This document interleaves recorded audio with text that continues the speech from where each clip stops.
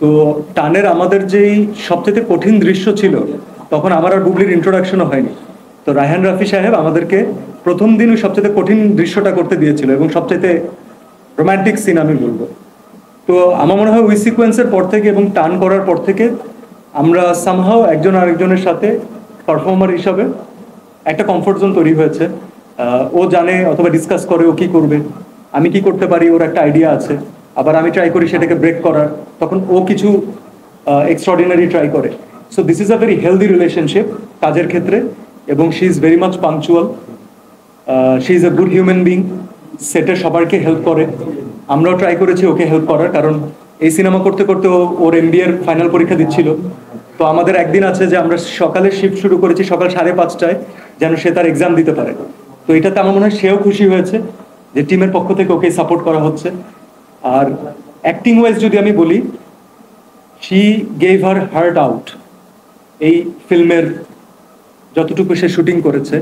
তো এতটি ইমোশনালি সে যে কানেক্টেড থাকবে, এটাও দর্শকদের জন্য আমার মনে হয় বিউটিফুল একটা এক্সপিরিয়েন্স হতে যাচ্ছে। So this is one of the finest performance by Bubly হয়েছে। কিন্তু আমি আসলে গল্পটা বলতে চাই না, এটা নিয়ে যদি আমরা সিনেমা রিলিজের পরে একদিন কথা বলি, তাহলে আপনাদেরকে আমি সিকোয়েন্সটা ধরে বলতে পারবো, কারণ আমি চাই যে আমার কোনো কথা দ্বারা বায়াস না হয়ে আপনারা সিনেমাটা দেখেন, তারপরে ডিসকাস করি। সিনেমাটা আমরা প্রমোশন যখন স্টার্ট করেছিলাম, তখন আপনারা খেয়াল করেছেন যে আমাদের অ্যাকশন একটা প্যাটার্ন ছিল। সেই লুকটা দিয়ে কিন্তু আমাদের দর্শকদের সামনে আসা, এবং দর্শকদেরকে একটা নতুন সিনেমাতে প্রথম 1 বছর আগে একটু হলেও ইন্টারেস্টেড ফিল করানো। ঠিক ইমিডিয়েটলি পরে আমরা এসেছি, এরপর আমরা একটা রোম্যান্টিক ইমেজ নিয়ে এসেছি, যেটা ওয়ার্ক করেছে। এরপরে আমরা টিজারের সর্বশেষ আমাদের একজন খুব খুব খুব ইম্পর্টেন্ট কাস্টকে ইন্ট্রোডিউস করেছি লাস্ট 5 to 10 সেকেন্ডসে। এখন আপনারা বলতে পারেন যে এরকম কেন? যতগুলো এলিমেন্ট আমরা ইন্ট্রোডিউস করিয়েছি, কোনোটাই কিন্তু সিনেমার বাইরের না।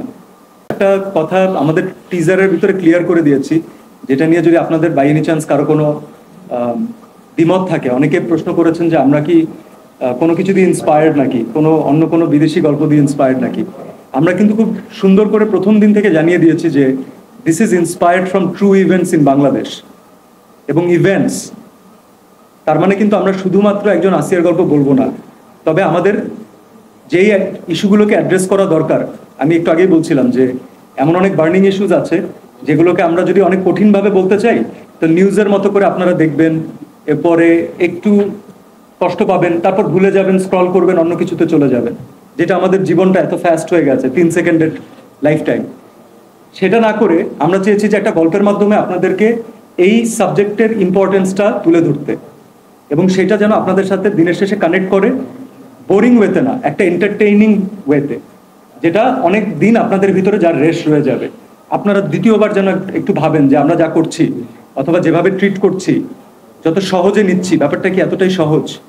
আর যাকে আমরা সমাজের পারফেক্ট মানুষ মনে করি না, যে স্যুট প্যান্ট পরে না, যে ভালো সোসাইটিতে বিলং করে না, চলে না, সে কি আসলেই নিকৃষ্ট মানুষ?